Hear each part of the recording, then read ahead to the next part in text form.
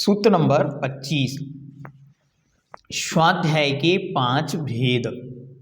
स्वाध्याय के 5 भेद अत्यंत महत्वपूर्ण हैं और इन्हें इस रूप में जानना कि ये स्वाध्याय के 5 भेद नहीं हैं, अपितु ये तो स्वाध्याय के 5 स्टेप हैं कि ऐसे ऐसे स्वाध्याय करना है। मतलब एक लेवल से दूसरे लेवल, दूसरे से तीसरे, तीसरे से चौथे, चौथे से पांचवें और पांचवें से छठवें तक हमको एक यात्रा करनी है। ऐसा ये स्वाध्याय का बहुत सुंदर एक टेक्निक महाराज ने यहाँ पर दी है।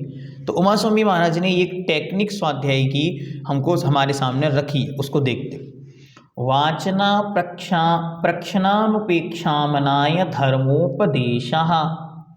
वाचना प्रक्षणानुपेक्षामनाय धर्मोपदेशः। अलग अलग शब्द करेंगे तो वाचना, प्रक्षणा, अनुपेक्षा, आमनाय और धर्मोपदेशः, ये 5 प्रकार का स्वाध्याय है। क्रमशः पांचों को देखें तो बड़ी अच्छी तरह समझ में आता। पहला वाचना मतलब पढ़ना, दूसरा प्रक्षणा मतलब पूछना, पहले में पढ़ना दूसरे में पूछना, तो जब पढ़ेंगे तब तो पूछेंगे, तो ये स्टेप है, ठीक। Next step अनुपेक्षा। अनुपेक्षा मतलब चिंतन। फिर जब पढ़ा हो, पूछ लिया हो, फिर उसके बाद उस पर चिंतन करेगा। फिर आमनाय। आमनाय मतलब पाठ करना, जो पढ़ा है उसको याद करना, उसको दोहराना। फिर उसके बाद धर्मोपदेश, स्टोरी टेलिंग, उसे दूसरे को समझाना कि हमने इसको ऐसे पढ़ा। समझ में आया? फिर से वाचना टू रीड, खुद पढ़ना। फिर उसके बाद प्रक्षणा टू आस्क, पूछना। फिर अनुपेक्षा, अनुपेक्षा में उसका चिंतन करना, टू थॉट, ठीक। फिर उसके बाद आमनाय टू रिसाइट, उसको दोहराना। और उसके बाद धर्मोपदेश, स्टोरी टेलिंग, उसका उपदेश देना, उसे दूसरे को पढ़ाना, दूसरे को समझाना। अब इनके लक्षण देखते। पहला वाचना, निर्दोष अक्षर और अर्थ दोनों को प्रदान करना वाचना है।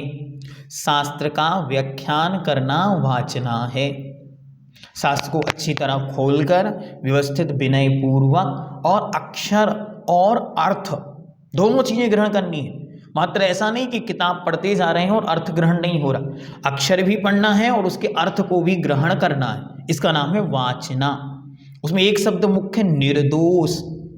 निर्दोष मतलब अच्छी तरह, जितनी शुद्धि हो सके उतनी शुद्धि पूर्वक, उच्चारण की शुद्धि हो, अर्थ की शुद्धि हो, उसके साथ उसे ग्रहण करना। पहला पढ़ना। फिर प्रक्षणा, शास्त्र का श्रवण करना प्रक्षणा है, ये मूलाचार में दिया। अब आगे उसमें आचार्य भगवंत क्या देते, पूज्यपाद देव, ये सबसे सुंदर परिभाषा प्रक्षणा की।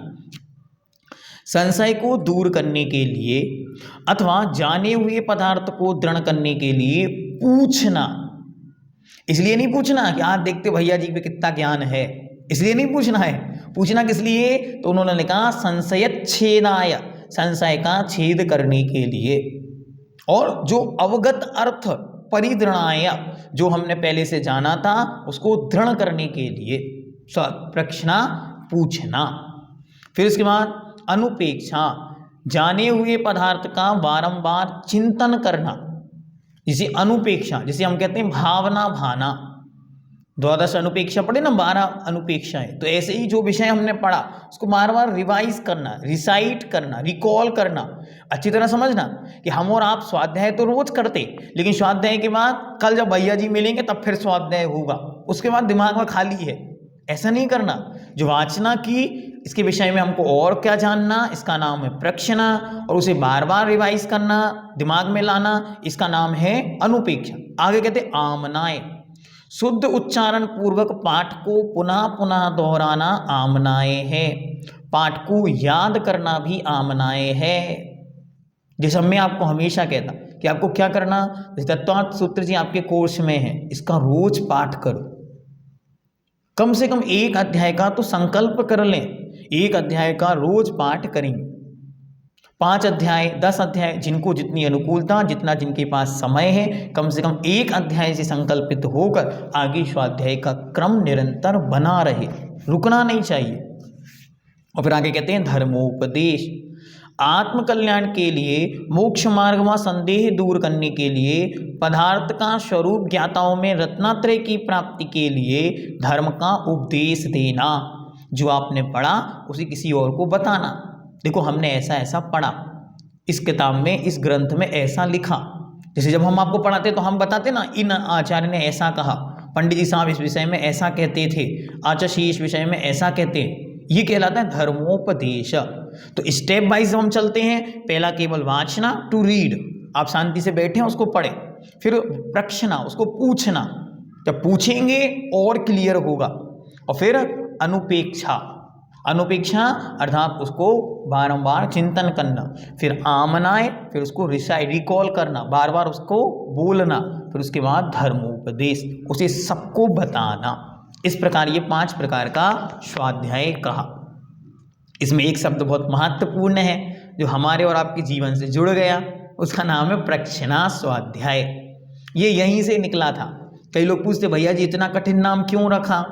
हम लोगों को तो समझ ही स्पेलिंग ही नहीं आती, इसकी लिखना ही नहीं आता, ना गूगल को इसकी स्पेलिंग आती, फिर भी आपने इसका नाम रख दिया। तो इसका नाम हमने नहीं रखा, इसका नाम आचार्य भगवंत उमा स्वामी महाराज ने रखा था।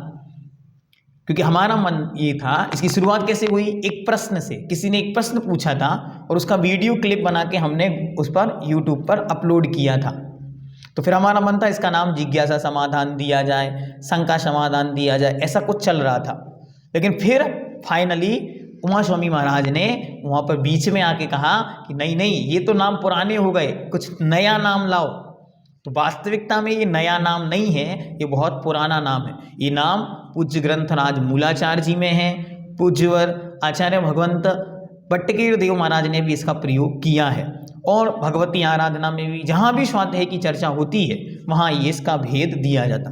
तो अपनी परिभाषा भगवान उमा स्वामी महाराज ने दी है और ये नामकरण भी भगवान उमा स्वामी महाराज ने ही किया, ऐसा मान के चलेंगे तो अपना चैनल आज का नहीं 2000 साल पुराना हो जाएगा।